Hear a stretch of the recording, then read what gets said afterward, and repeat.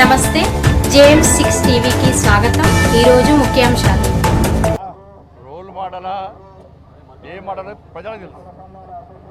తెలంగాణ రాష్ట్రంలో కాంగ్రెస్ పార్టీ నాయకులకు ఒక అలవాటుగా మారింది. ఏది చేయకుండా అన్నీ చేస్తామని చెప్పుకుంటారు వాళ్ళు.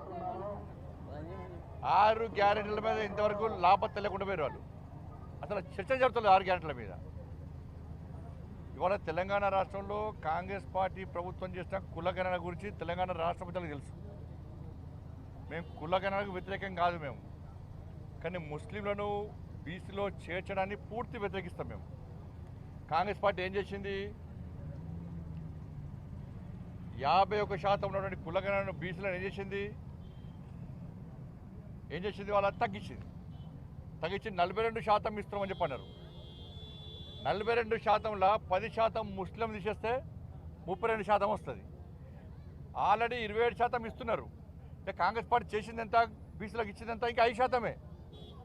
10% ముస్లిం తీసేస్తే బీసీలకు ఇచ్చింది కేవలము కాంగ్రెస్ పార్టీ 5% మాత్రమే పెంచింది.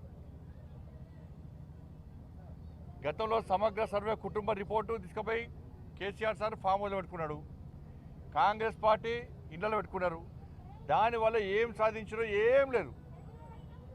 దేశంలో నరేంద్ర మోడీ గారి ప్రభుత్వం చేస్తున్న కులగణనకు, తెలంగాణ రాష్ట్ర ప్రభుత్వం చేస్తున్న కులగణనకు అంతు పొంతు లేదు. అసలు దీనికి సంబంధమే లేదు. ఏం చేస్తామో చేసి చూపడతాం మేము. ఇప్పుడే స్టార్ట్ అయింది కాబట్టి ఏ జరిగినా మేమే చేస్తామని చెప్పి టీవీలలో బ్రేకింగ్ ఇచ్చుకోవడము, ప్లాన్ ప్రకారం అందరూ స్టేట్మెంట్ ఇప్పించుకోవడం, మినిస్టర్లతో మాట్లాడియడము, ఏం చేసినా కాంగ్రెస్ పార్టీ మీద ప్రజల లోపల ఈ వ్యతిరేకత పోదు. పూర్తి వ్యతిరేకతతో ఉన్నారు. మరి దేశవ్యాప్తంగా అన్ని రాష్ట్రాలు అభివృద్ధి చెందుతున్నాయి. అన్ని రాష్ట్రాల్లో భారతీయ జనతా పార్టీకి అనుకున్న ప్రభుత్వాలు ఉన్నాయి, ఎన్డీఏకి అనుకున్న ప్రభుత్వాలు ఉన్నాయి. అక్కడ ప్రజాపాలన దూరంగా ఉన్నారు. మరి తెలంగాణ రాష్ట్రంలో కాంగ్రెస్ పార్టీ ప్రజల వ్యతిరేకత ఎందుకు వచ్చింది? మన దేశంలో అన్ని సంక్షేమ పథకాలు అమలు చేస్తున్నాం. తెలంగాణ రాష్ట్రం ఎందుకు అమలు అవుతలేవు? 6 గ్యారెంటీల గురించి మీరు ఎందుకు మాట్లాడలేకపోతున్నారు? ఏమని 6 గ్యారెంటీలు? ఎన్డీఏ రిపోర్ట్ వచ్చి ఇప్పుడు రాలేదంటది. వచ్చి వారం 15 రోజులే. ఏం యాక్షన్ తీసుకున్నారు? మీరు చర్యలు తీసుకున్నారు? ఏమన్నా జరిగితే మేం చేస్తామని చెప్పుకుంటారు.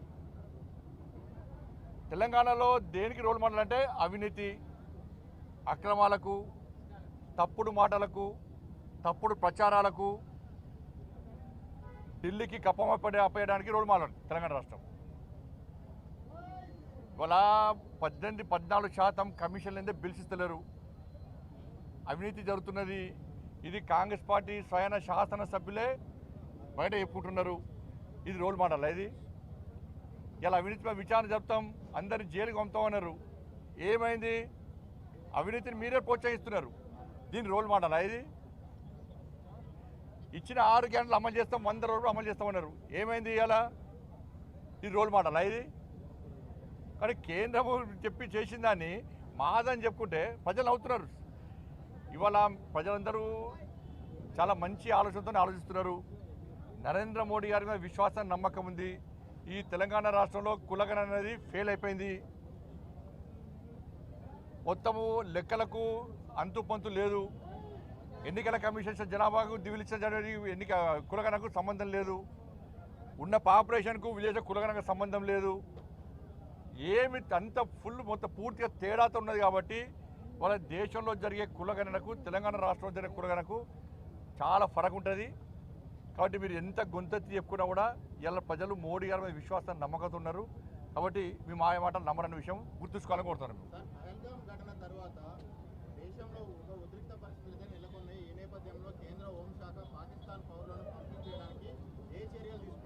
తప్పకుండా అన్ని రాష్ట్రాలకు ఆల్రెడీ కేంద్ర హోంశాఖ ఆదేశాలు ఇచ్చింది.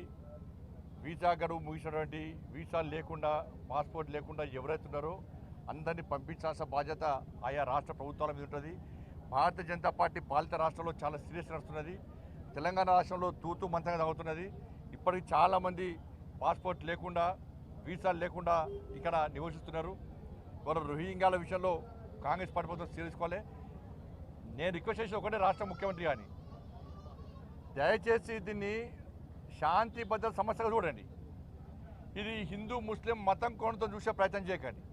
మీరు మతం కోణంతో చూసే ప్రయత్నం చేస్తే ఈ తెలంగాణ రాష్ట్రం అనేది టెర్రరిస్టులకు అడ్డగా మారుతుంది. దీన్ని గుర్తుంచుకోవాల్సిన అవసరం ఉంది. నిన్న చూసాను నేను ఏది ముఖ్యమంత్రి గారి మాటలు చూసాను నిన్న ఏది ఆపరేషన్ కగారు విషయంలో.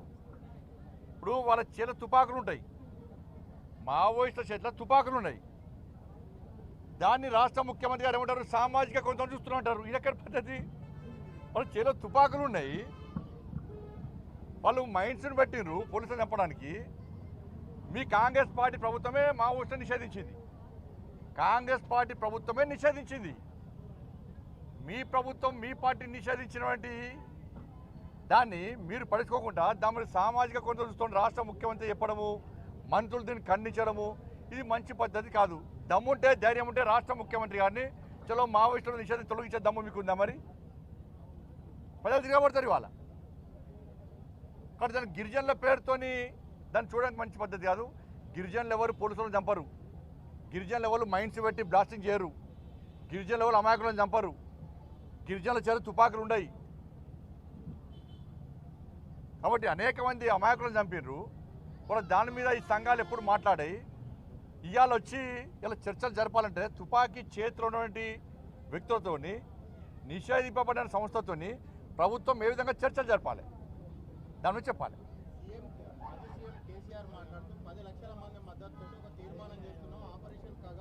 10 లక్షల మంది వచ్చారు అన్న మీటింగు.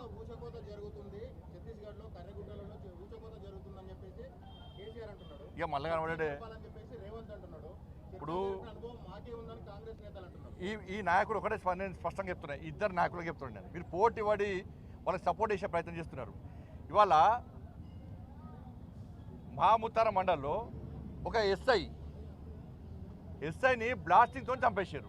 ఆ రోజు ఎస్ఐ భార్య సీమంతం పాపం. ఒక కానిస్టేబుల్ చంపేసారు ఆ రోజే, ఆ కానిస్టేబుల్ కొడుకు బర్త్డే. మరి ఆ రోజు కేసీఆర్ గారు వేరు, రేవంత్ రెడ్డి గారు వేరు. వాళ్ళ దూరదర్శన్ రిపోర్టరు ఆడ టెలికాస్ట్ కవరేజ్ కోసం పోతే ఆయన చంపేశారు లక్షలు. మరి ఆ రోజు కేసీఆర్ గారు ఎందుకు మాట్లాడలే, ఈ సంఘాలు ఎందుకు మాట్లాడలే, రేవంత్ రెడ్డి ఎందుకు మాట్లాడలే?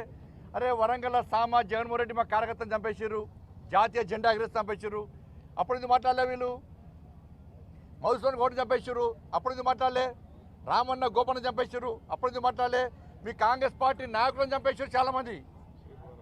శ్రీపాదరావు గారు అజాత శత్రువు శ్రీపాదరావు గారిని చంపేస్తే ఇవాళ వాళ్ళ కాంగ్రెస్ పార్టీ నాయకులను చంపేశారు.